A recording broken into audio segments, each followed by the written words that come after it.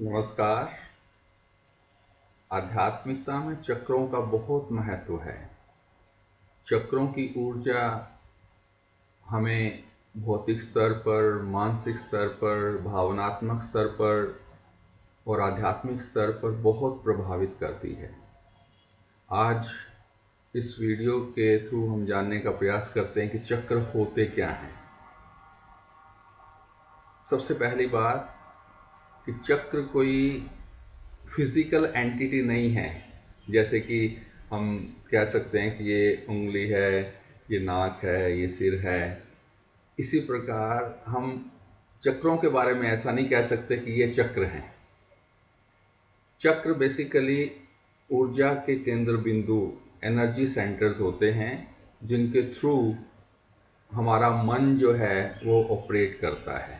जैसे अगर हमारा माइंड, हमारा मन एक पावर हाउस है, तो चक्र उसके सब स्टेशंस हम कह सकते हैं।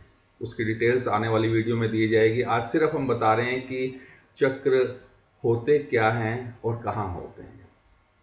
हमारा एक फिजिकल या भौतिक शरीर है और एक हमारा एनर्जी बॉडी या एस्ट्रल बॉडी होती है। वो क्या है कि हमारा शरीर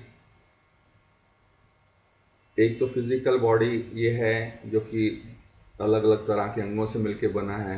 उसी तरह से नाड़ियों से मिलकर, जिसमें कि एनर्जी, ऊर्जा प्रवाहित हो रही होती है, हमारा एक शरीर होता है जिसको हम कहते हैं एस्ट्रल बॉडी, सटल बॉडी, सूक्ष्म शरीर। उसमें एनर्जी प्रवाहित हो रही होती है। करीब करीब कहा जाता है कि 72,000 के आसपास नाड़ियां हैं। और ये नाड़ियां जहाँ जहाँ पर मिलती हैं, जंक्शंस बनाती हैं। इन नाड़ियों को जंक्शंस जहाँ जहाँ हैं वो चक्र होते हैं। शास्त्रों में 114 चक्रों का जिक्र किया गया है, परंतु उनमें सबसे महत्वपूर्ण जो चक्र होते हैं वो 7 होते हैं। और वो 7 चक्र कहाँ हैं, कैसे हैं, वो हम आपको बताते हैं। जैसे आपको बताया कि 72,000 के करीब जो है नाड़ियां हैं, उनमें 3 नाड़ियां सबसे ज़्यादा महत्वपूर्ण हैं।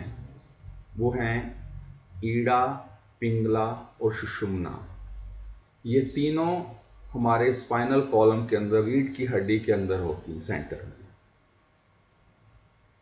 सुषुम्ना सेंटर में, ईड़ा लेफ्ट में और पिंगला राइट साइड में।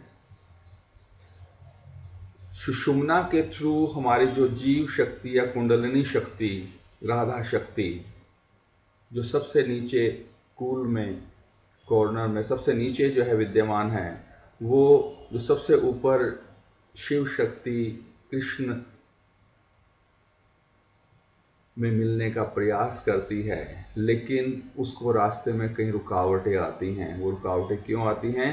क्योंकि सुषुम्ना को बहुत सी जगहों पर ईड़ा और पिंगला ने उसका मार्ग अवरुद्ध किया होता है, रोका होता है। तो जहाँ जहाँ सुषुम्ना पर ईड़ा और पिंगला अपना दबाव बनाती हैं, उनके जंक्शंस हैं ईड़ा, पिंगला और सुषुम्ना के, वो 7 चक्र हैं हमारी स्पाइनल कॉलम के अंदर। सबसे नीचे जो चक्र है वो है मूलाधार चक्र।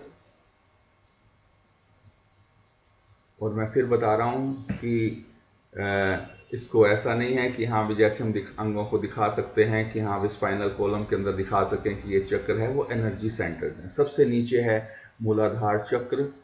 उसके बाद हमारे जेनिटल ऑर्गन्स के पीछे, रीढ़ की हड्डी के बीच में अंदर जो है, जो सुषुम्ना में जो पॉइंट है, दैट इज़ स्वादिष्ठान चक्र।